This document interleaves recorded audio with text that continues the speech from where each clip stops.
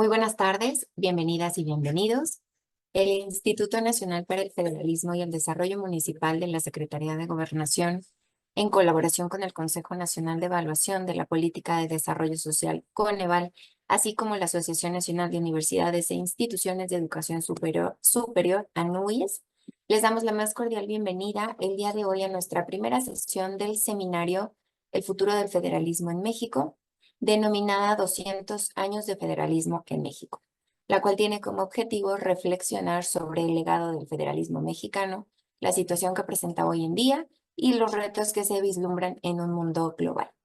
Agradecemos el interés de todas las autoridades, tanto estatales y municipales, que nos acompañan en nuestras plataformas Zoom y Facebook. Para nosotros es un gusto estar aquí con todas ustedes en este espacio y esperemos sea de su utilidad la información proporcionada. Les comentamos que en caso de presentarse alguna situación no planeada durante la sesión, como un sismo, pérdida de conexión a Internet o pérdida de luz, restableceremos la conexión para dar seguimiento a la sesión en el momento que nos sea posible. Gracias por su comprensión. A nombre del INAFED me permito presentar a nuestro titular, el licenciado Ignacio Valle Fernández. Por otro lado, presento al licenciado Ernesto Rodríguez Sáenz, director de descentralización.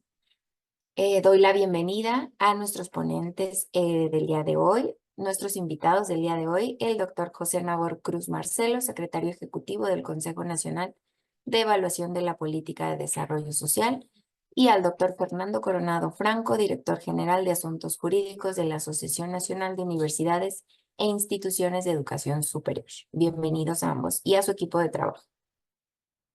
A continuación, daremos paso al mensaje por parte de nuestro titular, el licenciado Ignacio Valle Fernández. Adelante, coordinador. Nos da mucho gusto en INAFED, este organismo de la Secretaría de Gobernación, realizar lo que acaso sea el primer homenaje formal, oficial, que se hace al segundo centenario del establecimiento del sistema federal en nuestro país. Porque, como ustedes saben, tan pronto tuvo lugar nuestra independencia, tuvimos que organizar el gobierno mexicano y en enero de 1824, el 31 de enero, se hizo el acta constitutiva de la Federación Mexicana y fue presentado por Ramos Arizpe, señalando que había división de estados y legislaturas. Y ese mismo año, pero ya el 4 de octubre de 24, se promulgó la Constitución, la primera Constitución mexicana, la de 24, donde formalmente se estableció una forma de república representativa, popular y federal. Eso es lo que estamos conmemorando el día de hoy. Pero nosotros en particular tenemos otro motivo de entusiasmo y es la calidad irreprochable de los dos ponentes que nos acompañan el día de hoy en este seminario. El doctor y maestro en economía, José Nabor Cruz Marcelo, que es, lo digo subrayadamente, un gran aliado y amigo de INAFED. Aquí lo apreciamos mucho porque siempre nos ha apoyado. Él hizo su tesis doctoral sobre problemas de ingresos y desarrollo en México y nadie como él podría desempeñar la tarea de estar al frente de Coneval por designación presidencial.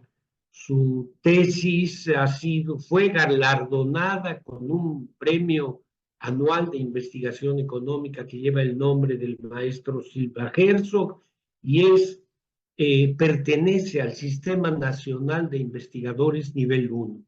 Y por lo que hace al licenciado Fernando Coronado, él estudió en la Universidad Autónoma Benito Juárez de Oaxaca y ha sido coordinador de posgrado, ha trabajado en la Universidad Nacional Autónoma de México, en la Universidad Metropolitana, ha trabajado en Tlaxcala, ha desempeñado cargos muy relevantes en diversos organismos, tanto el nacional como regionales de derechos humanos, subprocurador jurídico en el Distrito Federal, en fin. Los méritos de nuestros dos ponentes del día de hoy son tan largos que insumiría su servidor mucho tiempo y robaríamos ese tiempo a lo más importante, que es escucharlos. Por lo tanto, sean bienvenidos, tengan nuestro agradecimiento y cedo el uso de la palabra a nuestro compañero Ernesto Rodríguez para que explique la mecánica de nuestro trabajo.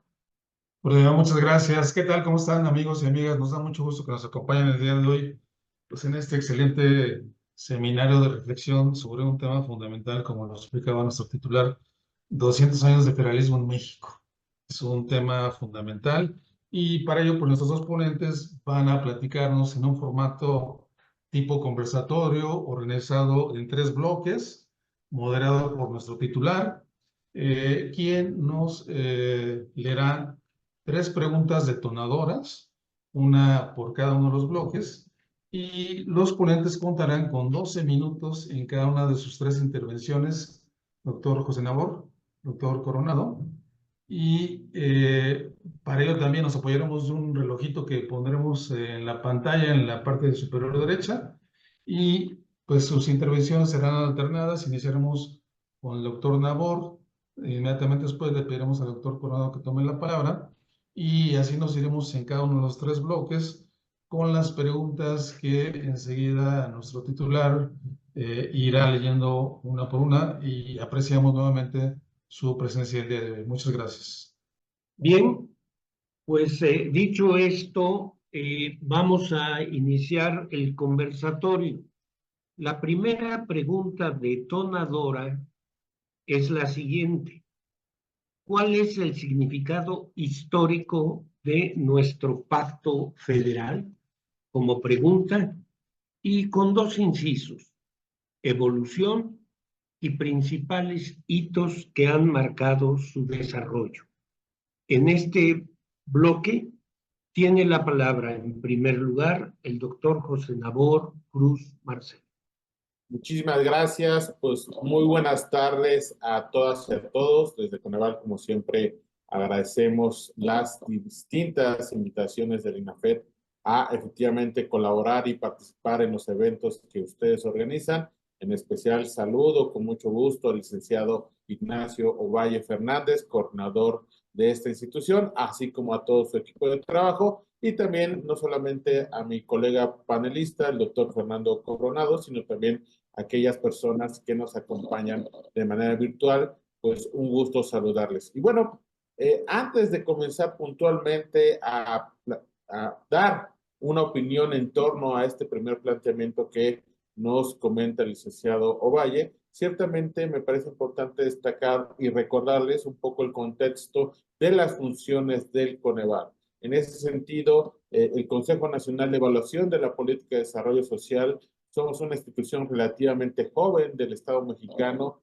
Fuimos creados a partir de la última gran reforma de la Ley General de Desarrollo Social del 2004, y ahí se dijo con mucha claridad cuáles son las 2 tareas normativas de la institución. Por un lado, tener una evaluación continua de los programas sociales del ámbito federal, y ese punto lo retomaré un poco más adelante, en realidad a lo largo de toda la trayectoria de la respuesta a las diferentes preguntas que nos han planteado para este conversatorio. Y la segunda gran tarea normativa del Consejo es, en su momento, hacer una definición de la parte metodológica para poder medir la pobreza en nuestro país, pero con un enfoque multidimensional, que consideramos desde Coneval, y que también me parece que va a ser un tema transversal a lo largo de este conversatorio, pues es una herramienta de mucha utilidad para los 3 niveles de gobierno de nuestro país, que permite monitorear y observar los avances o los retos persistentes en cuanto a las reducciones de pobreza y también evolución de las carencias sociales. Ese es el contexto de Coneval, la institución que tengo el gusto de representar en este evento, pero a partir claramente de un muy fuerte, yo diría, sobre todo en los últimos 5 años, diálogo que mantenemos con los estados y los municipios. En primera instancia, tenemos al día de hoy un poco más de 25 convenios de colaboración con entidades estatales. También inclusive tenemos ya convenios con algunos municipios del país. Ciertamente no nos daría la cobertura técnica, operativa de personal del Consejo el día de hoy de tener un diálogo con los 2,000, más de 2,400 municipios del país, pero ciertamente sí nos apoyamos y por eso agradezco mucho al licenciado Valle, a todo su equipo de trabajo, tener esta muy buena, yo diría, alianza que hemos forjado entre el INAFED y Coneval, porque justamente consideramos que el INAFED es un muy buen mecanismo y aliado para tener este diálogo también con los municipios. En ese sentido, creo que lo que hemos podido rescatar y que podríamos empezar a responder el primer planteamiento en cuanto al significado histórico de nuestro pacto federal es claramente recordar pues que uno de los grandes retos que sigue habiendo y que fue sin lugar a dudas un elemento retador al inicio, una vez que México se crea como país independiente, es claramente la complejidad y la extensión territorial del país.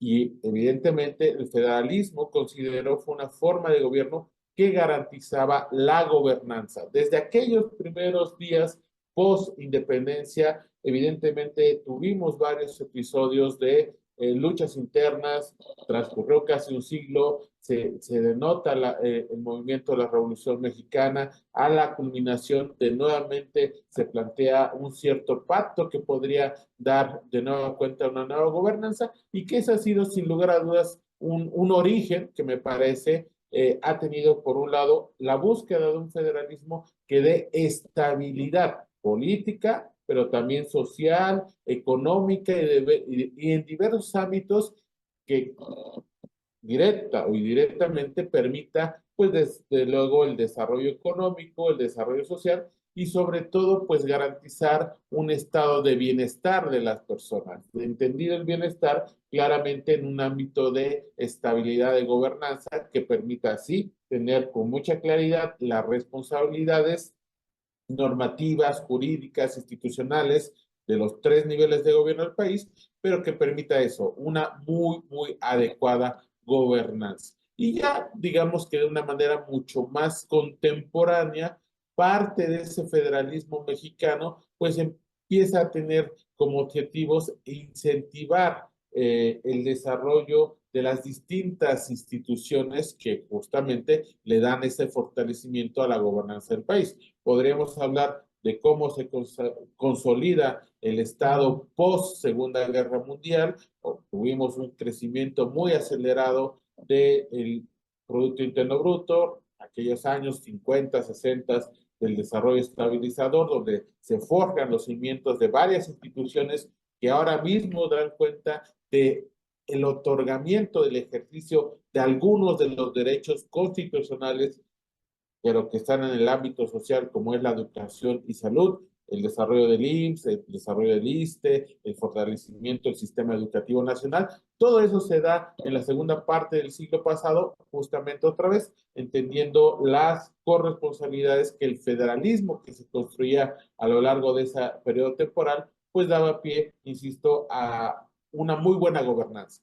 Hay obviamente un cambio de modelo económico hacia los 80s, un sistema donde se va reduciendo de manera muy fuerte la participación del Estado, lo que finalmente conocemos como un sistema el sistema neoliberal en términos económicos, con un fuerte componente de liberalismo, y llegamos a un nuevo ciclo, llegamos al cambio del milenio, y es ahí donde, de nueva cuenta, me parece, se busca consolidar algunos aspectos de gobernanza con la participación de los distintos niveles de gobierno, con la participación de la sociedad civil, organizada y no organizada, y se va desarrollando un sistema nacional de desarrollo social que da pie, y por eso también hacía la acotación al inicio de recordar que Coneval es una entidad joven, porque parte de esos esfuerzos que te dan después del año 2000 es justamente el que todas las fuerzas políticas por unanimidad promulgan una ley general de desarrollo social que tenga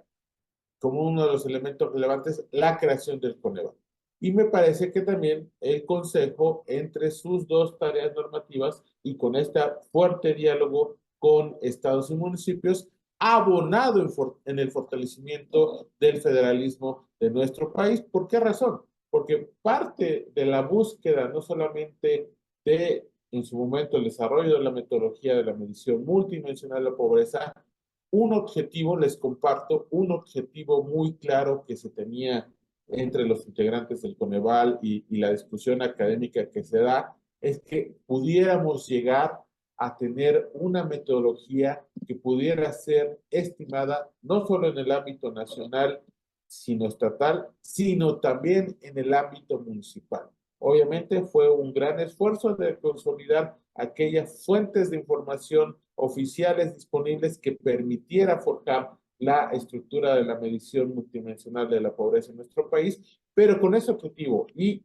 creo, debo decirles, alguna vez ya lo he comentado con ustedes en otros foros, pues al día de hoy, México es el único país latinoamericano que cuenta con una medición multidimensional de la pobreza que tiene ese nivel de segregación nacional, estatal y municipal. Y que eso, siempre lo decimos en los foros, sobre todo donde nos invita el INAFED, los municipios tienen la oportunidad, los gobiernos municipales, de tener un indicador de pobreza, indicadores de carencias sociales que les permita monitorear el alcance, la consecución de sus objetivos en cuanto a política de desarrollo social y de bienestar.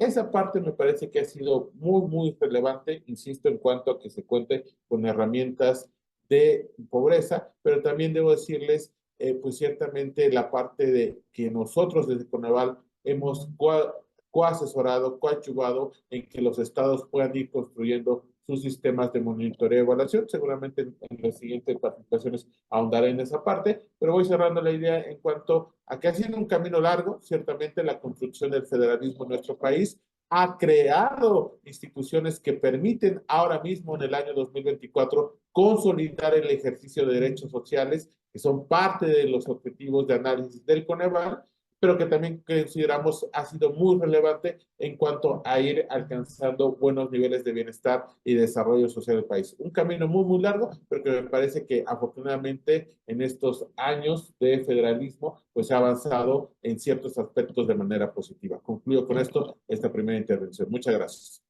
Muchas gracias, doctor Cruz.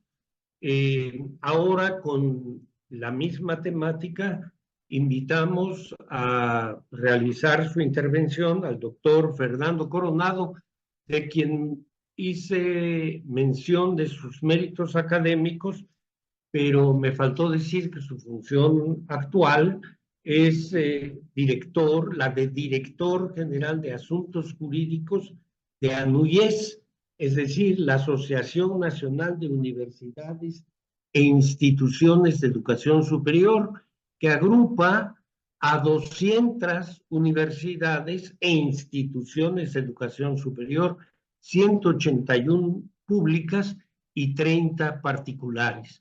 Nos honra, repito, por lo tanto, que haya aceptado participar en este seminario. Le escuchamos, licenciado Coronado. Doctor Fernando, nada más lo invito a activar su micrófono, por favor. ¿Ya está? Ok. Bueno, pues yo les agradezco vivamente la oportunidad de participar en este seminario. Es una oportunidad, desde luego, para la Asociación Nacional de Universidades y para mí también, desde luego, como persona académica y servidor de una institución de carácter de función pública, aunque sea de carácter privada, la ANUYES. Y en este tema, pues es un tema central en la vida y en el pensamiento no solo jurídico, que también, sino político, económico, social, antropológico de nuestro país. Una primera cuestión que me gustaría hacer notar es que efectivamente se cumplen 200 años de que formalmente se estableció en la Constitución de 1824 el carácter federal de la República Mexicana. Y eso me lleva a hacer una breve reflexión en torno a, pues, que ese elemento, esa característica de un Estado federal es propio de los estados modernos, de los estados que se fundaron desde finales del siglo XVIII, pero y que se consolidó, digamos, la geografía del mundo, la geografía política, con estados nacionales. Subsisten, como sabemos, en Europa y otros territorios del mundo y otros países, monarquías, aunque básicamente son monarquías constitucionales, digámoslo así. Lo interesante entonces de esto es que el federalismo es una forma constitucional de organizar un Estado en los estados modernos. Y México asiste a esa organización jurídico-política ya como Estado independiente moderno.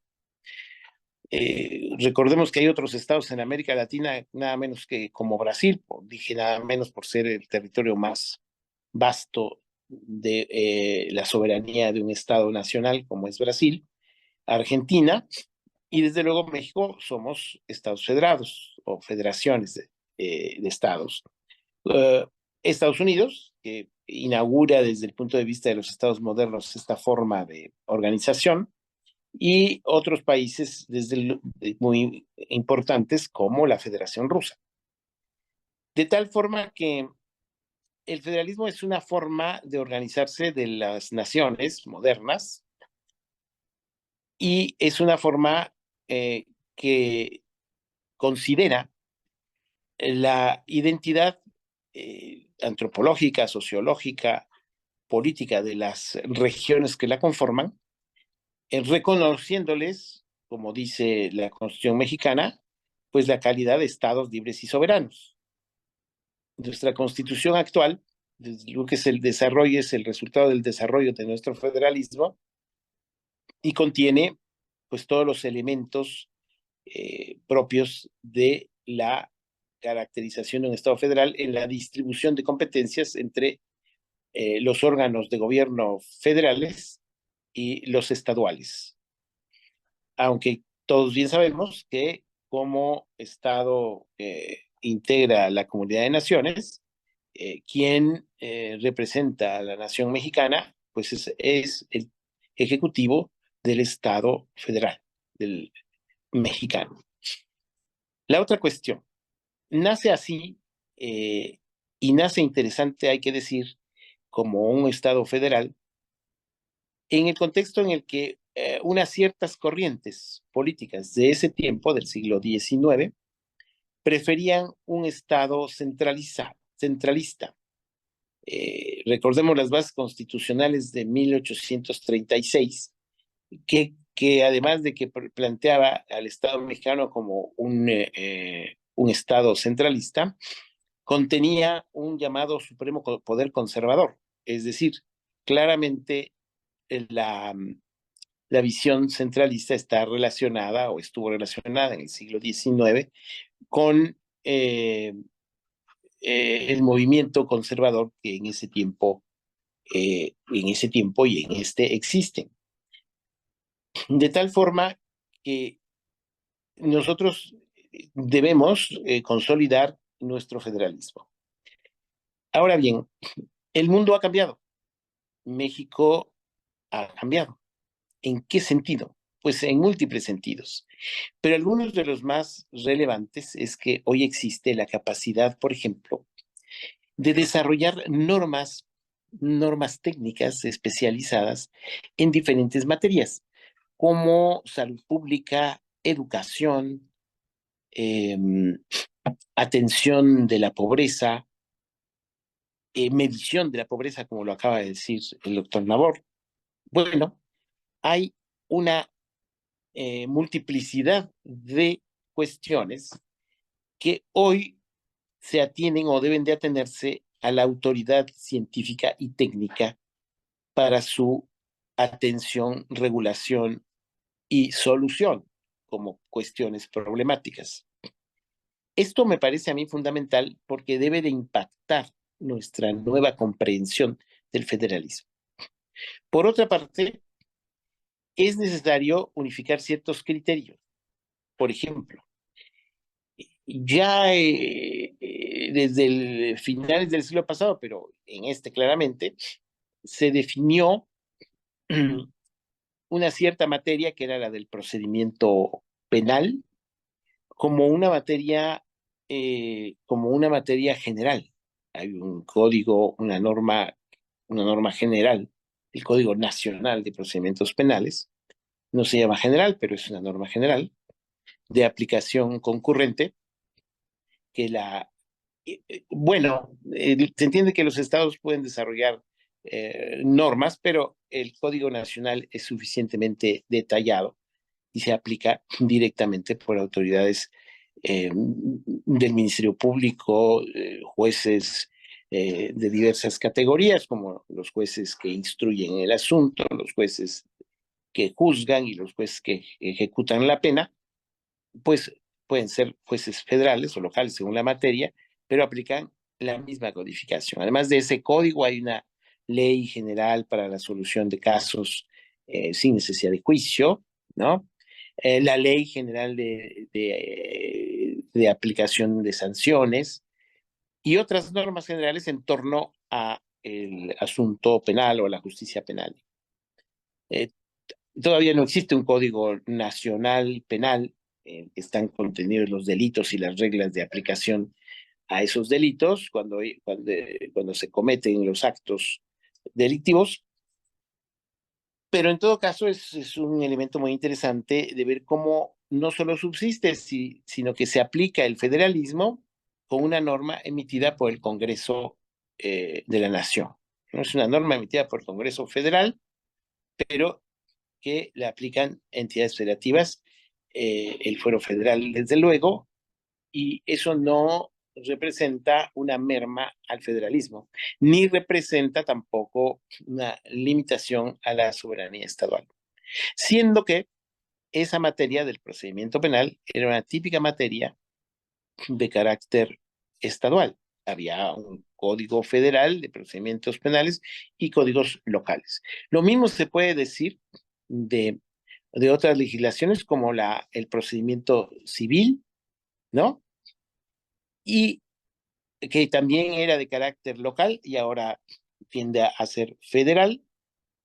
Y por supuesto las normas que nacieron como federales, las relativas al trabajo. Y tiene una razón de ser, ¿eh?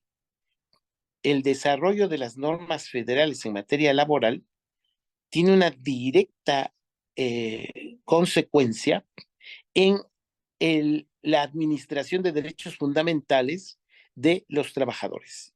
Y es una norma federal que aplican autoridades federales y locales. Con eso lo que planteo en principio es que nuestro nuevo federalismo camina hacia una consolidación, de la norma, del sistema de normas de nuestro país propio para poder garantizar los derechos humanos fundamentales, de lo cual hablaré más adelante, a las personas y a las personas jurídicas, es decir, no a las personas físicas, sino a las empresas, por ejemplo, también garantizar los derechos que sí les corresponden, como el derecho al debido proceso. Por lo tanto, bueno, yo hasta acá hago el primer planteamiento y con mucho gusto podré hacer algunas referencias más adelante y contestar planteamientos y cuestionamientos. Por favor, gracias. Al contrario, gracias a usted, maestro. Paso ahora a describir el segundo bloque de interrogaciones que les planteamos. Este se enuncia así: ¿cuáles son los retos de nuestro pacto federal en un mundo global? Y lo dividimos en tres incisos: desafíos, mejoras posibles y tercero, oportunidades. Repito, desafíos, mejoras posibles y oportunidades. En este caso, el orden de intervención que se plantea otorga, en primer lugar, el uso de la palabra a usted mismo, doctor Fernando Coronado. Muchísimas gracias. Bueno, como desafíos, México asiste como parte de la comunidad internacional a un mundo globalizado. Esa globalización empezó desde, se puede situar desde el Renacimiento y desde que Europa exportó su comprensión de la vida, su filosofía, su política, su cultura, su estética, su música, ¿no? La expandió al resto del mundo. Y sin embargo, hoy, con las transformaciones tecnológicas, el desarrollo de la ciencia y los impactos que, por ejemplo, la inteligencia artificial, la neurociencia, ejercen y producen e interactúan con los seres humanos, nuestro país está en medio de oportunidades y de encrucijadas. Una primera cuestión es que pareciera ser que se está rompiendo, por así decirlo, no sé si la expresión es la mejor, el mundo unipolar que se planteó con el fin de la Guerra Fría. Todos sabemos cuando se disuelve la Unión Soviética y cae el muro de Berlín, ese mundo bipolar y todo lo que significaba en relaciones geopolíticas, ¿no? Todo lo que produjo esa bipolaridad, y ahí tenemos que ver fenómenos como, o cuestiones como las de África, los procesos de liberación del neocolonialismo africano que vive del siglo XIX, donde todas las potencias europeas se dividieron África. En una reunión en Berlín, le encargaron a un señor que no conocía África ni sabía, creo que existía, que hiciera un mapa de la división de África para que se la repartieran. Y se repartieron África, ¿no? Las potencias Alemania, Francia, las potencias europeas. Bueno, eso pasó entonces. Hoy hay nuevos peligros, nuevos retos de colonizar naciones soberanas a través de procesos extractivos de la riqueza, por ejemplo, mediante actos jurídicos de convenios. Claro, detrás de los convenios están los actos de poder real. Pero eso puede devenir en una transformación del mundo, que significará que se rompa esa unipolaridad que se generó cuando se rompió la bipolaridad de la Guerra Fría. Unión Soviética, Estados Unidos, los países de un lado y otro. Acuérdense ustedes que entonces se habló del tercer mundo. Creo que fue una teorización o una tesis que se lanzó desde México. Los países del tercer mundo que no estaban ni con el bloque occidental ni con el oriental, ¿no? Y en medio de eso todo lo que ocurrió, todas las guerras que se produjeron en el contexto de la Guerra Fría, porque era fría para algunos, pero para muchos, claro que no. Vietnam, por ejemplo, Laos, que ni estaba en guerra, pero la destruyeron, ¿no? Otras guerras que se produjeron ya a partir del año 2000, Irán, Irak, etcétera, etcétera, Afganistán, y ya después, inclusive, ya en el contexto, estas últimas que he citado, del intento de unipolaridad. En ese intento de unipolaridad, ¿qué se produjo? Pues se produjo nuevos procesos extractivos, como he dicho, y se produjeron también nuevos procesos de apropiación de la riqueza y de utilización de la mano de obra, de los países como los nuestros. Cuando se habla, por ejemplo, de que tenemos una relación, el tratado más económicamente más poderoso, Canadá, México, Estados Unidos, lo que hay que ver es quién se lleva las ganancias. Entonces, porque sí, efectivamente en México, y ahora está el tema de la relocalización. Tomemos en cuenta el tema de relocalización con estados como Nuevo León, Chihuahua, Coahuila, que están al norte que son estados que colindan con los Estados Unidos.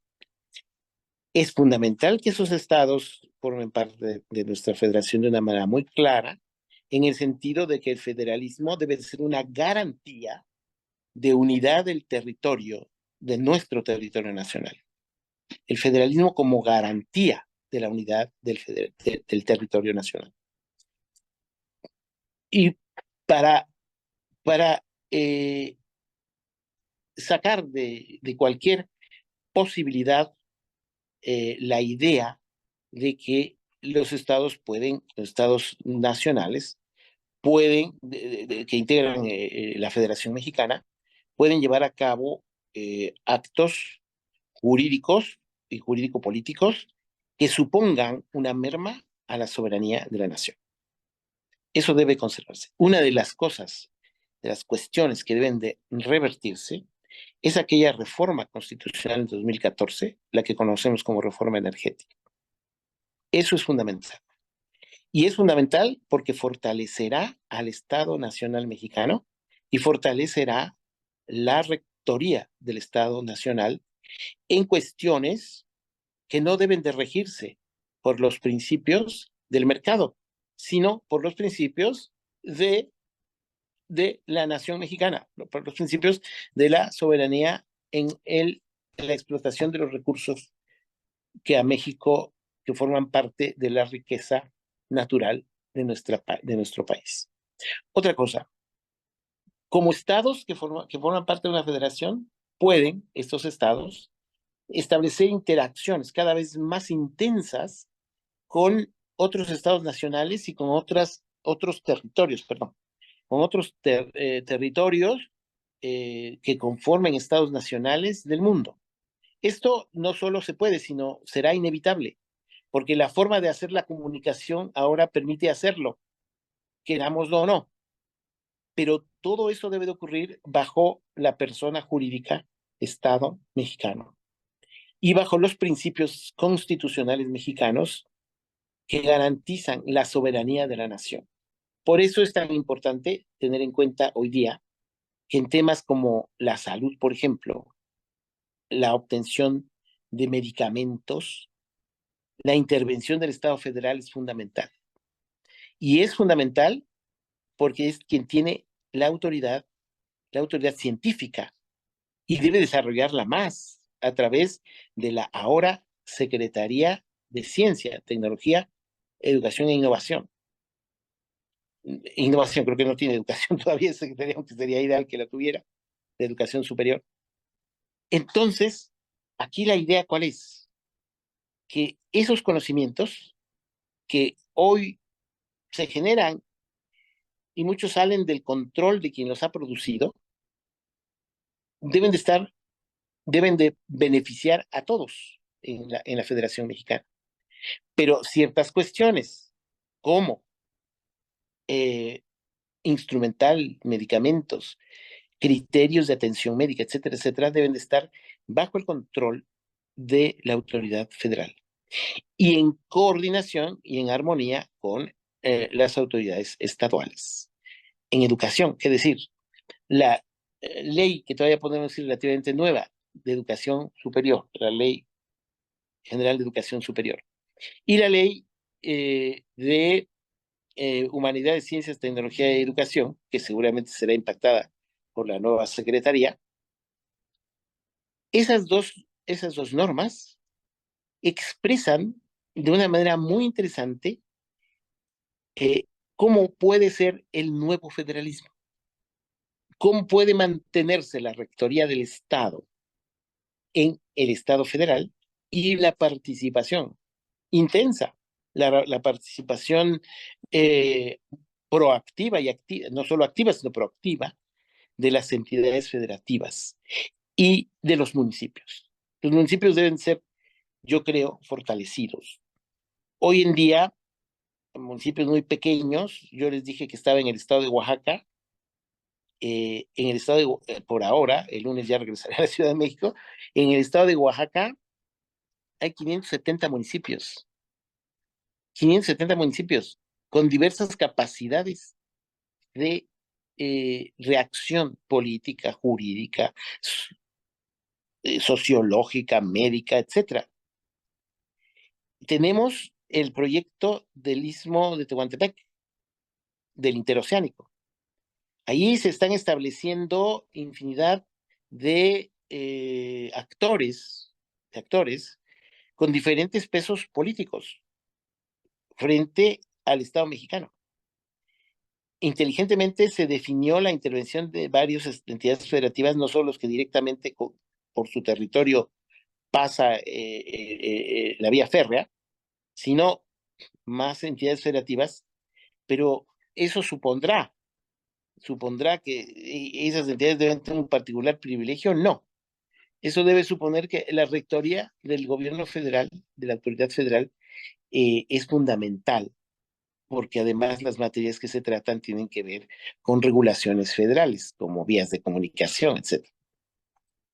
De ahí que entonces yo planteo como desafíos las mejoras que pueden estar en base a las transformaciones del pensamiento, del derecho y la interacción que va a tener efectos antropológicos y sociológicos en nuestra sociedad. Y de esa transformación que se está produciendo en nuestro país, sacar todas las oportunidades para lograr justicia, la distribución justa de los recursos de nuestra nación en beneficio del pueblo. Termino aquí. Muchas gracias, doctor Coronado. Corresponde ahora el uso de la palabra al doctor José Nabor Cruz. Muchísimas gracias de nueva cuenta. Y bueno, ningún estado o municipio por sí solo puede mantener una dinámica de desarrollo y inserción global sin efectivamente considerar el contexto regional ni la configuración institucional que le enmarcan. Desde la perspectiva del Coneval y de sus atribuciones, podemos establecer al menos dos esferas para responder este segundo planteamiento. El primero, los desafíos técnicos en el proceso de construcción y seguimiento de las políticas públicas que enmarcan a los estados y a los municipios. Y un segundo desafío que visualizamos en torno al proceso de articulación de las propias políticas públicas. En este primer planteamiento en torno a las políticas públicas, sin lugar a dudas, uno de los retos del Pacto Federal para la definición de las políticas públicas es fortalecer las competencias y capacidades de los estados y municipios para efectivamente robustecer la coordinación y la capacidad de agencia de estas dos unidades, estados y municipios, reitero. En particular, en Coneval hemos señalado que una de las problemáticas actuales en que los distintos órdenes de gobierno trabajan desafortunadamente en algunos rubros de manera fragmentada y dada la multicausalidad de los problemas sociales, la coordinación es una solución claramente muy eficiente a dicha dispersión de las intervenciones y la posible desarticulación de la colaboración de los diversos actores que confluyen en el ámbito estatal y en el ámbito municipal y a su vez en esa interacción con el ámbito federal. Entonces, consideramos que una buena práctica para una estrategia de coordinación efectiva es el acceso a información de calidad oportuna y que sea utilizada para la toma de decisiones sobre el diseño y operación de las propias intervenciones de política pública. En la visión del Consejo y en el marco del acceso efectivo de los programas sociales que se asocian con la atención a los propios derechos sociales, pues uno esperaría que se puedan plantear problemáticas en torno a las comunidades y que a partir de ahí se propongan intervenciones que puedan tener, una población en específico y que claramente se dé una mayor cobertura a esa población objetivo que, insisto, directo o indirectamente, pueda robustecer el ejercicio de los derechos sociales. Esa es la parte de la planeación de las intervenciones de política pública que vemos como un reto, dado el contexto nacional e internacional, mantienen los municipios. Pero también recordar, por otro lado, que el proceso de descentralización del gasto público a escala municipal inició con el establecimiento en el artículo 115 de nuestra Constitución Política, en materia de la personalidad jurídica de los municipios, así como del establecimiento en conjunto de servicios públicos cuya provisión quedó bajo las responsabilidades de este nivel de gobierno. En ese sentido, en materia de la definición de políticas públicas estatales y municipales, las dificultades más comunes se relacionan con la claridad con que se define la problemática asociada y con la población objetivo, tal y como comentaba previamente. Por lo tanto, la correcta definición de los indicadores con los cuales se dará seguimiento al avance del cumplimiento de estos objetivos planteados es ciertamente fundamental. Evidentemente, parte de esta correcta identificación de la problemática va muy de manera complementaria con la articulación de las propias políticas públicas. En ese sentido, y retomo un tema que les adelantaba hacia el final de mi primera intervención, es de vital importancia el fortalecimiento y el seguimiento de la construcción de un sistema de monitoreo y evaluación, no solamente nacional, que es parte de la interacción que tiene el propio Coneval, sino este sistema de monitoreo y evaluación que tenga evidentemente como actores centrales los estados y los municipios.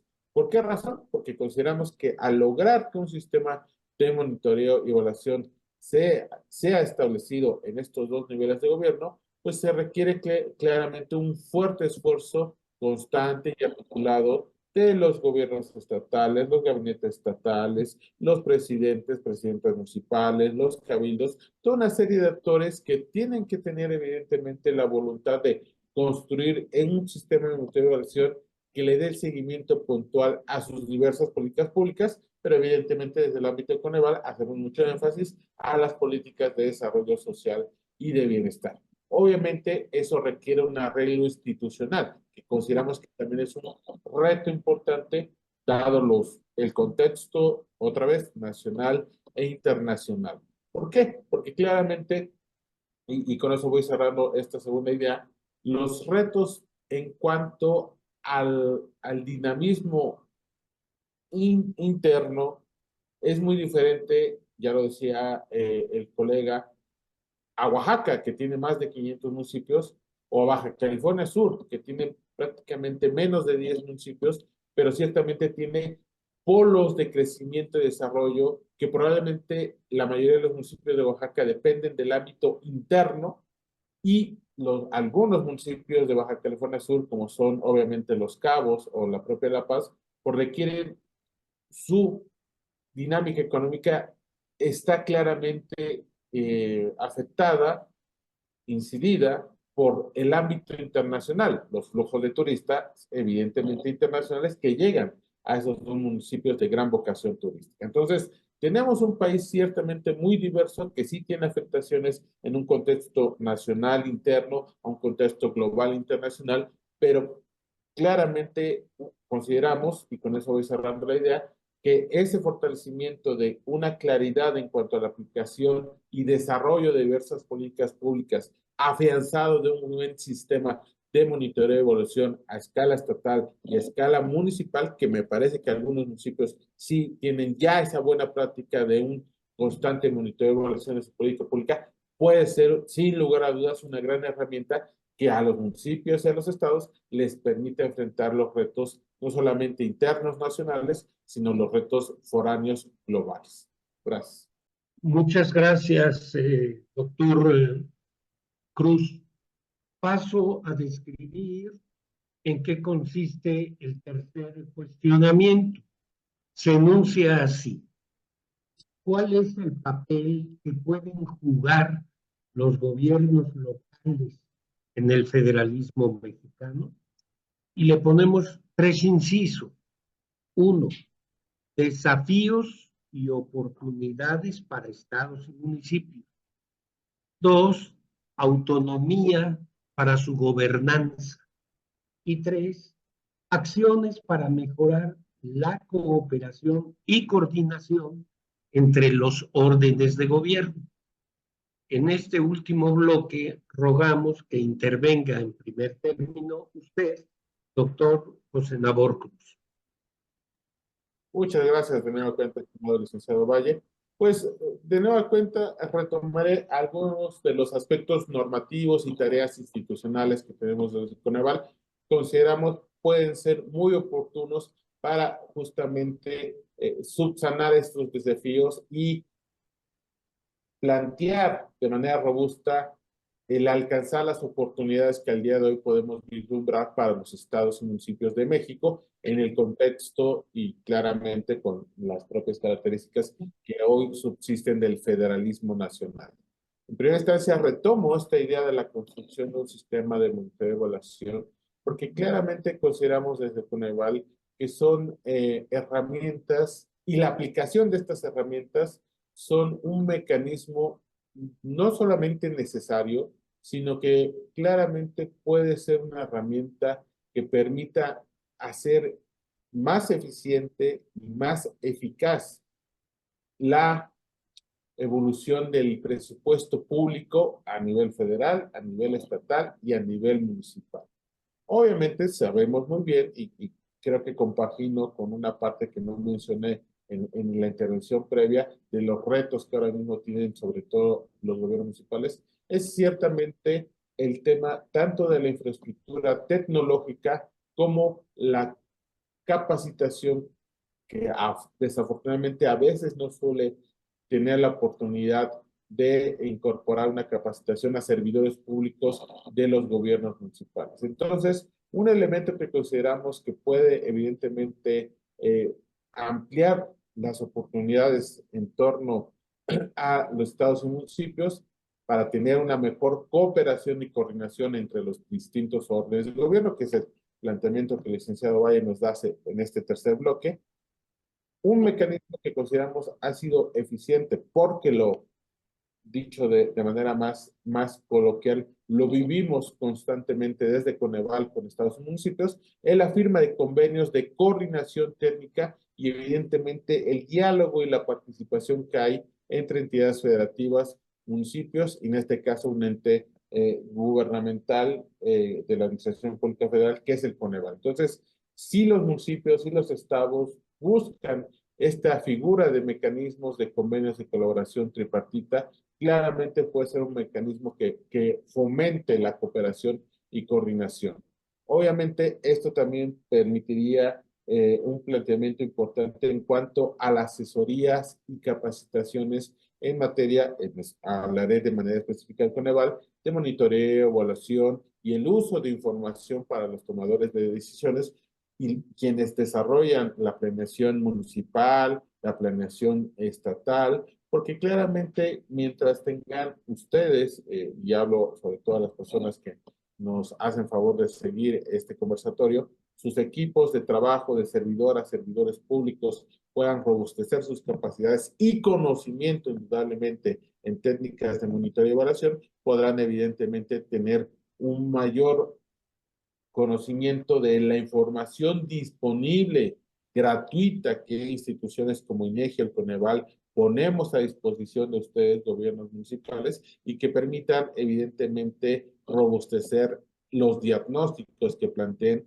para la resolución de las problemáticas, de los problemas públicos que hay en su localidad, en sus municipios. Y para ello, también debo de compartirles que el Consejo ha desarrollado en los últimos años diversas herramientas en específico para algunos elementos que pueden servir para los gobiernos estatales municipales. Me parece y agradezco de nueva cuenta al INAFED tener la oportunidad de ya en su momento haber presentado en algunas ocasiones con ustedes la plataforma Datamoon, esta herramienta que nosotros hemos publicado hace más de 5 años, pero que hemos dado también una constante capacitación, porque es una herramienta donde concentramos no solamente indicadores de pobreza, sino también varios indicadores que dan pie al cumplimiento de las atribuciones constitucionales que tienen los gobiernos municipales. También hemos desarrollado otras plataformas que son abiertas, de accesibilidad gratuita, como es la plataforma para el análisis territorial de la pobreza, que es una herramienta que permite el análisis y divulgación de información geoespacial de la pobreza con una perspectiva territorial, Y también en nuestra página de internet yo les invito a que puedan consultar las fichas, perdón, de Coneval de Información Municipal 2024, las cuales tienen como un objetivo brindar un instrumento de consulta para el ámbito municipal. Son ejemplos muy puntuales de información que hemos generado en Coneval, otra vez para la consulta de los diversos actores que están inmiscuidos en el federalismo nacional y que puedan desarrollar una mejor, tener un mayor conjunto de información, datos, diagnósticos, informes que les permita tomar las mejores decisiones en torno a la política pública. Ya para cerrar esta última participación, me parece evidentemente que es prioritario seguir fortaleciendo el papel de los gobiernos estatales y los gobiernos municipales en el federalismo mexicano. Obviamente esto permitirá aumentar la eficacia y calidad del ejercicio de los recursos públicos mediante ejercicios de monitoreo y evaluación que proporcionen información relacionada con el desempeño de las políticas públicas implementadas. Y en ese sentido, pues refrendamos desde el Coneval no solamente que se considere como un aliado a estos dos niveles de gobierno cruciales, que es estados y municipios, sino que también evidentemente podamos seguir dando este acompañamiento técnico en los tres grandes ámbitos que tenemos como tareas desde Coneval. Las estimaciones de pobreza, la construcción de indicadores de monitoreo y la aplicación de metodologías de evaluación de programas sociales, también en el ámbito estatal y municipal. Con ello, claramente, el Consejo sigue teniendo una plena disposición de seguir abonando desde, dicho coloquialmente, desde nuestra trinchera, en fortalecer las capacidades técnicas y humanas de todos los actores relevantes municipales y estatales que dan cuerpo al actual federalismo mexicano. Por eso concluyo la idea. Muchas gracias por su atención. Coordinador, tiene su micrófono apagado. Gracias, pensé que lo había conectado. Gracias, doctor Cruz. Escuchamos ahora de nueva cuenta para este tercer bloque al doctor Fernando Coronado Franco. Muchísimas gracias. Bueno, algo que me parece fundamental de lo que se ha reflexionado aquí es que somos un Estado nacional en forma de República Federal, y eso sigue siendo muy válido para este mundo, me parece. Es una forma ideal de afrontar estos retos, desafíos que tenemos en nuestro mundo. En el contexto, yo decía, de lo que hoy se llama, por ejemplo, el occidente colectivo y el sur global, dos categorías que denotan la exigencia de reconfigurar las relaciones políticas, económicas en nuestro mundo. Un mundo que en todo caso está cambiando. Fenómeno de la gentrificación, por ejemplo. La gentrificación que se está produciendo hoy día de manera muy notable. La gran cantidad de personas que se instalan y viven en México, de Estados Unidos y Europa. Por cierto, algunas de las regiones más impactadas por ese fenómeno son, desde luego, la Ciudad de México y estados como Oaxaca. No todo, es un estado de casi 100,000 kilómetros cuadrados, pero sí las regiones de los valles centrales, donde está la capital del estado y otras, que son fuertemente impactadas y que eso está generando un fenómeno muy interesante. Es la presencia de personas y está esto protegido por el derecho humano a la migración, ¿no? Que las personas tenemos derecho de cruzar fronteras y de establecer nuestra residencia donde nos plazca. Esos derechos suelen estar limitados por diferentes motivaciones, ya lo sabemos, pero existe como tal en desde la Declaración Universal, por lo menos, de 1948. Entonces, en este nuevo mundo, cualquier fenómeno que ocurre en nuestro país, obviamente, que ocurre en el territorio de un municipio. Lo que sea que ocurre en la instalación de una empresa, lo que llaman la relocalización de las empresas, en el contexto de la crisis que hay, de la unipolaridad del mundo, todo lo que ocurre, instalación de plantas de automóviles, etcétera, ocurre en un municipio. Eso impacta al municipio. El municipio debe tener la capacidad técnica, la capacidad científica, de estrategia, urbanística, etcétera, para poder resolver los cuestionamientos. Cuestiones de agua, por ejemplo, cuestiones de definición de emisiones que pueden afectar la salud, el tema de la biodiversidad, el tema en general del ambiente o medio ambiente, que tienen una base federal de regulación, pero una aplicación municipal y estadual. Habría que discutir cómo logramos mejores soluciones a la existencia de oficinas federales, estatales y municipales, por ejemplo, que resuelven problemas de impacto ambiental. Ciertas regulaciones, como las regulaciones de las zonas marítimas, etcétera, son federales, pero puede haber intervención y participación de autoridades estatales y municipales. En ocasiones pareciera que no tienen la capacidad de reaccionar para participar.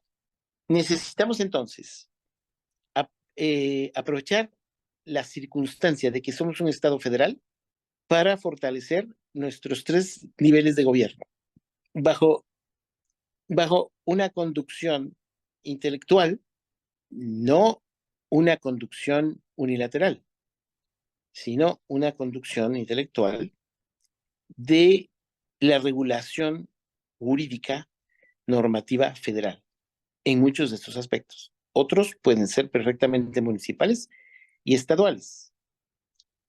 La seguridad pública, por ejemplo. Hoy tenemos un cuerpo que se llama Guardia Nacional y que tiene vinculación con una institución nacional que es el Ejército. Y se plantea que la tenga de una manera consolidada en el texto mismo de la Constitución. Bueno, ¿qué hacemos entonces con los órganos policiales municipales? Que no pueden aplicar códigos básicos de, por ejemplo, ser auxiliares el llamado primer respondiente en la investigación de hechos violentos que pueden involucrar a la misma policía municipal. ¿Cómo interviene ese órgano? La formación de esos cuerpos policiales en el uso de armas, por ejemplo. Tienen muchas deficiencias, gravísimas deficiencias, pero sí tienen armas. Podríamos discutir qué capacidad de fuerza, como se suele decir, tienen la policía de los municipios, depende también de qué municipio, porque en eso también hay que tener en cuenta que hay una gran disparidad. Hay municipios que tienen un presupuesto más alto que el de algunos estados de la República. Hay municipios que tienen una capacidad de conocimiento, de tecnología, de acumulación de saberes muy alta, y unos que no, y que tienen hasta problemas de comunicación. Los retos de este federalismo están allí. Nuestro federalismo está bien, pero tenemos que fortalecerlo. Es nuestro deber lograr que el federalismo funcione de la mejor manera, bajo las reglas de un Estado federal y bajo ciertos elementos de conducción intelectual que hoy día pueden ser de participación de todos. Es decir, un debate sobre, por ejemplo, una nueva epidemia. ¿Qué participación van a tener los municipios en las estrategias para enfrentar un fenómeno como ese? No pueden quedar negados, no pueden quedar anulados, porque son un nivel de gobierno del Estado mexicano, los municipios. ¿Qué capacidad para enfrentar tienen los municipios en sus sistemas de salud? Hay presencia de sistemas de salud federales y hay unos municipales y estatales, pero notoriamente la federación tiene una capacidad más fuerte para enfrentar un problema de salud, de salubridad general. Algunas de las perspectivas que se tienen ahora es, por ejemplo, cómo se analiza todos los días en los 3 niveles de gobierno el fenómeno de la violencia criminal. Hay un monitoreo permanente de los 3 zonas de gobierno. El paso que sigue es cómo coordinar esos 3 zonas de gobierno para que enfrenten eficazmente ese fenómeno, o de la mejor manera posible. De tal forma que cómo los estados y los municipios pueden acceder al conocimiento concentrado que tenga la federación en todos los ámbitos de la vida pública de la nación que tengan que ver o que tengan incidencia en la gobernanza. Hay acceso, pero necesitamos revisar si, como ocurre actualmente, es de la mejor manera o puede mejorar el flujo de conocimientos y la participación, porque los conocimientos deben de compartirse con quienes pueden hacer uso de ellos de manera óptima. Y eso se logra si la federación fortalece a los 3 niveles de gobierno. Por lo tanto, a mí me parece que estamos en una posición muy relevante para plantear las cuestiones que nos conciernen y lograr fortalecer nuestro federalismo. Y lograr fortalecer nuestro federalismo para bien de las personas. Las personas vivimos en los municipios o en las alcaldías de la Ciudad de México. Vivimos en los espacios del gobierno local. Nos administran muchos servicios los gobiernos locales. Bueno, esos servicios deben estar en coordinación con los gobiernos estatales y el federal para que se logre el mejor servicio. Las universidades, hay hoy instituciones universitarias estaduales, desde luego, municipales y federales son pocas. Todas las federales forman parte de la Asociación Nacional de Universidades. Somos 116 universidades actualmente. Y estamos en un proceso de ingresar un número importante más de universidades. Pero las estaduales son la de cada uno de los estados, las que en el proceso histórico de la educación superior en México fueron institutos de ciencias y demás, o la Universidad Nacional, que fue la Real y Pontificia, y luego solamente Pontificia en el siglo XIX, hoy Universidad Nacional Autónoma de México. Las demás, tan relevantes que se han consolidado mucho, y las estatales, pues no son muchas. En el país hay más de 3.500 universidades, de las cuales pues, están en Anuyes. Bueno, creo que ya me excedí. Le agradezco muchísimo la oportunidad, les agradezco de haber estado con ustedes. Muchas gracias, doctor Coronado. Ernesto, nuestro director de descentralización, creo que tenemos algunas preguntas. No sé si podemos dar espacio, lo pudieras enunciar. Sí, con todo gusto, coordinador. Pues primero también apreciar estos comentarios que hemos escuchado. La Constitución Federal de los Estados Unidos Mexicanos, promulgada el 4 de octubre de 1824, estableció una república federal representativa y en su artículo 5 señalaba: la nación adopta para su gobierno la forma de república representativa, popular y federal. Y pues desde entonces hemos caminado 200 años construyendo instituciones, intentando proyectos, algunos fallidos en el ámbito histórico, otros, como señalaban nuestros ponentes, pues otros que hemos ido consolidando poco a poco. De tal suerte que hoy en día tenemos un pacto federal con las características que ya señalaba tanto el doctor José Nabor Cruz Marcelo, del secretario ejecutivo de Coneval, y el doctor Fernando Coronado, director jurídico de Anubies. Y pues también hemos escuchado con gran interés sus comentarios sobre este significado histórico, sobre los retos y el papel que pueden jugar los gobiernos locales, que dicho sea de paso, nuestra propia Constitución ya ha hecho un avance en esta situación legal. Hoy hablamos de órdenes de gobierno, ya no hablamos de niveles de gobierno, y esta diferencia es significativa porque no hay una relación jerárquica del ámbito federal hacia el estatal y el municipal, sino que los tres son reconocidos como órdenes de gobierno que tienen su capacidad, su autonomía, sus propias facultades. Y esto, pues, en un pacto federal es muy relevante porque pues, nos da pie a diversas situaciones que ahorita quisiéramos pedirle, doctor Navarro, doctor Coronado, una última intervención para este punto y también por algunos comentarios que nos han dejado tanto en el Facebook como en el chat del Zoom, cosa que le apreciamos a nuestros amigos y amigas que nos están siguiendo en ambos aspectos. Alejandro Cruz nos decía que hoy vivimos un federalismo debilitado. Me gustaría oír su reacción a este punto. Y también, doctor Coronado, nos comentaba el propio Alejandro Cruz, y lo refiero a usted porque usted nos daba una puntual explicación sobre este entramado institucional, sobre todo en la parte legal, de que hay una conducción federal que tiene su aplicación local. Y bueno, para esto hemos construido diferente tipo de leyes federales, leyes generales. Y puntualmente Alejandro pregunta, ¿qué función legal tienen las leyes generales, en este caso, en el impulso del federalismo? Entonces, como ven, hay algunos comentarios y yo quisiera ver si alguno de esos dos toma la palabra. Con gusto tenemos algunos minutos todavía.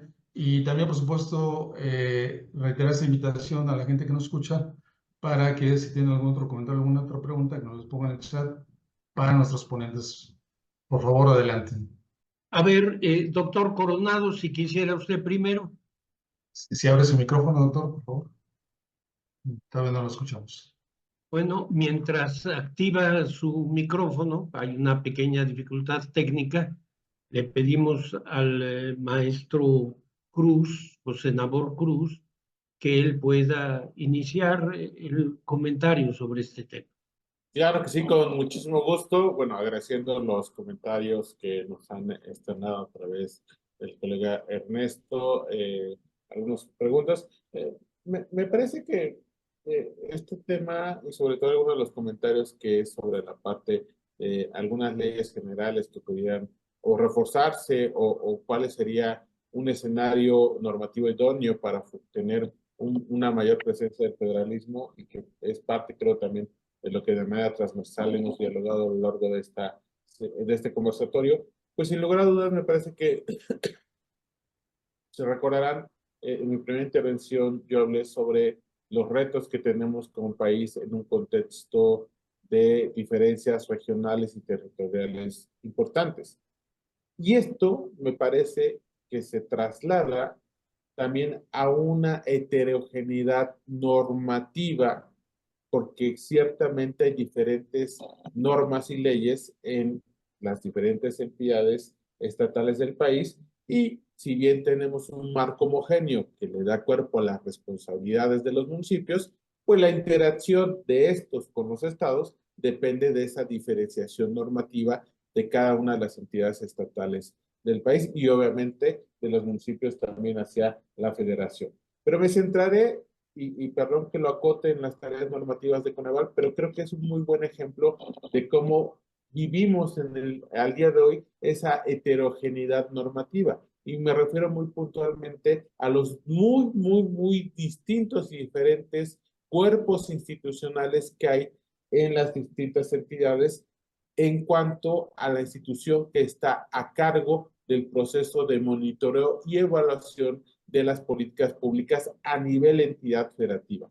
Tenemos al día de hoy solo 2 entidades con organismos autónomos descentralizados del gobierno estatal, que es el Instituto Nacional de Evaluación de la Política Pública, el Instituto Estatal de Evaluación de la Política Pública de Durango, el INEVAD, y el Evalúa Ciudad de México. Son solamente 2 de 32 entidades del país que tienen un organismo autónomo evaluador de la política pública. Tenemos a partir de una diversidad en cuanto a secretarías técnicas de planeación, como el caso de Yucatán o Baja California, algunos consejos estatales como la COEVAL en Morelos, en su momento también teníamos la COPEVAL en Oaxaca, en la administración del gobernador Murat, que concluyó hace un par de años, y en realidad tenemos diversas figuras, algunas simplemente recaen en las áreas de evaluación o de la Secretaría de Bienestar o inclusive en la Secretaría de Finanzas estatales. Entonces, creo que el reto todavía subsiste, insisto, lo coloqué solo en tema de monitoreo y evaluación, pero también hay en algunos otros ámbitos de diversos elementos institucionales una heterogeneidad normativa. Entonces, para poder seguir avanzando en un federalismo que permita homogenizar, entendiendo la gran heterogeneidad socioeconómica, territorial, productiva del país, inclusive normativa, pues se requiere eso, ir avanzando progresivamente en armonizar estas distintas leyes, estas distintas normas, y lo aterrizo de nueva cuenta al ámbito de monitoreo y evaluación, porque justamente parte de lo que nosotros desde Coneval proponemos, que es el fortalecimiento de un sistema de monitoreo y evaluación, pasará indudablemente en el mediano y largo plazo de homogenizar esta parte de los distintos elementos institucionales que hay con esas grandes diferencias en los estados del país. Es un reto todavía prevaleciente, sin lugar a dudas, pero me parece que estamos avanzando progresivamente en fortalecer esta parte de sistemas de monitoreo y evaluación, pero que sin lugar a dudas es un muy buen ejemplo de esas diferencias normativas que al día de hoy hay en las diversas entidades del país. Gracias. Muchas gracias. Doctor Coronado, ya cerca de nuestro final, ¿algún comentario adicional? Sí, muy brevemente, solamente digo lo siguiente, pido disculpas por haber utilizado la categoría incorrecta y no la de orden de gobierno, porque efectivamente sí denota una diferencia importante, el lenguaje jurídico-político es relevantísimo, ¿no? Y la otra cuestión, daré una nota acerca de las leyes generales, las leyes federales. Las leyes, hay leyes federales, se llaman leyes federales, que solo las aplican autoridades federales, pero otras, como la Ley Federal del Trabajo, que son de lo que se llama de aplicación concurrente, porque las aplican autoridades federales y locales. Ahora, ¿por qué se definió en la historia de México que la legislación en materia laboral es federal? Bueno, porque estuvo vinculada inclusive a la creación o a la recreación del Estado mexicano en la Constitución del 17 como un Estado social de derecho, Estado que incluía los derechos sociales. Y eso le da una enorme relevancia a la regulación de las relaciones entre capital y trabajo. Y por eso es, digamos, una buena razón para que la legislación sea federal. La otra es que hay leyes generales. De estas no se habrían utilizado, había pocas leyes generales hasta hace poco, ahora hay un buen número de ellas, que esas leyes generales lo que se supone que establecen son las bases de la regulación de una materia, de una determinada materia, como la educación, por ejemplo, hay una ley general de educación pública, ley general de educación superior, la Ley General de Humanidades, Ciencias y Tecnologías, etcétera. Y esta, su función es establecer el contenido de principios y de la coordinación entre los diferentes órdenes de gobierno. Esa es la función de las leyes generales. Eso supondrá que puede haber legislaciones estatales en la misma materia, pero que no pueden contravenir a las leyes generales porque podrían ser declaradas contrarias a leyes generales. En el artículo 133, si no me equivoco, de la Constitución, espero no decir otra cosa incorrecta, dice que la ley suprema se integra por esta Constitución. Dice, las leyes que emanan del Congreso de la Unión y y los tratados internacionales. Después se introdujo en el artículo primero la categorización y la regulación constitucional específica de los tratados internacionales en materia de derechos humanos. Pero en general los tratados formarían parte de la ley suprema. Eso es una norma que comparte con muchos otros estados bajo el principio de que si uno firma un tratado como Estado nacional, lo firma para cumplirlo y no puede alegar después que su legislación le impide cumplirlo. Por eso, no. Por eso estaría así como ley suprema. De tal manera que las leyes estaduales no podrían contravenir una ley general en alguna determinada materia. Espero haber podido dar una aclaración a este tema. Muchas gracias, doctor Coronado. Bueno, como no queremos robar mucho más tiempo a quienes nos están escuchando, acompañando en este encuentro, como colofón, quiero compartirles algunos comentarios. Primer término, nuestro agradecimiento a nuestros dos ilustres ponentes. Y segundo, sobre el federalismo en particular, en concepto de su servidor, es gracias a nuestra estructura federal que en gran parte se ha conservado nuestra fortaleza nacional, nuestra subsistencia como Estado nacional. ¿Por qué? Porque México es muy diverso. Si uno se asoma a, digamos, el temperamento y el modo de producir de un sonorense con lo que existe o la manera de contemplar el mundo y trabajar de un campesino maya o de un hombre o mujer seri en la propia Sonora son mundos enteramente diferentes. Y sin embargo, en todas nuestras latitudes, somos capaces de conmovernos todos y alegrarnos con la música de los mariachis o la música veracruzana. Es decir, pese a nuestra diversidad, subsiste algo nacional. ¿Por qué?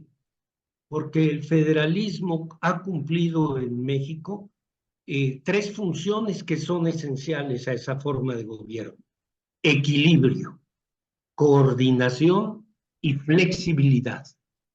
En los Estados Unidos, y eso tiene que ver con el nombre que adoptó esa nación, como sabemos, había originalmente 13 colonias, pero cada colonia se gobernaba por su cuenta, por supuesto, dependiendo de la metrópoli inglesa, pero tenían su modo propio de organizarse y de gobernarse. De ahí que después de la independencia, los Estados Unidos, en lugar de llamarse Colonias Unidas, se llamó Estados Unidos, porque las colonias dejaron de ser colonias para convertirse en unidades de gobierno diferenciadas y se unieron. ¿Qué es lo que pasó en los Estados Unidos? Y lo menciono porque indudablemente fue el ejemplo de los Estados Unidos lo que sembró en países como el nuestro y otros de Latinoamérica la idea de lo federal. En los Estados Unidos, el federalismo logró que se unieran entidades jurídicas o estatales diferentes. Logró la unión. En un país como México, dependíamos como una unidad llamada Nueva España de España, pero éramos una colonia. Aquí el federalismo cumplió otra función. Allá unió lo que estaba separado. Aquí impidió que se separara lo que estaba unido, porque había muchos elementos para que hubiera podido disgregarse la unidad nacional. Solo hay que pensar que tenemos más de 60 lenguas nativas y no es difícil, porque en nuestra época me refiero final del siglo XX y lo que y antes, desde mitades del siglo XX, hemos visto tendencias separatistas en otros países. Nosotros hablamos del Reino Unido, que a veces decimos Gran Bretaña o Inglaterra, no, el Reino Unido. Se separó Irlanda, se independizó. Tienen problemas a veces con Irlanda del Norte. Escocia, de cuando en cuando, aunque todos hablan inglés, de cuando en cuando levanta por allí algunas voces también separatistas.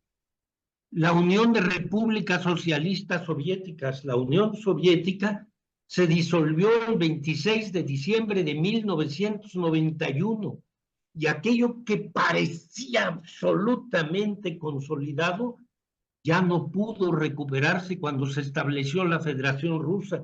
Hubo varias repúblicas, me viene a la cabeza las repúblicas bálticas que no regresaron a lo que se podría llamar en otra época el dominio de la madre Rusia.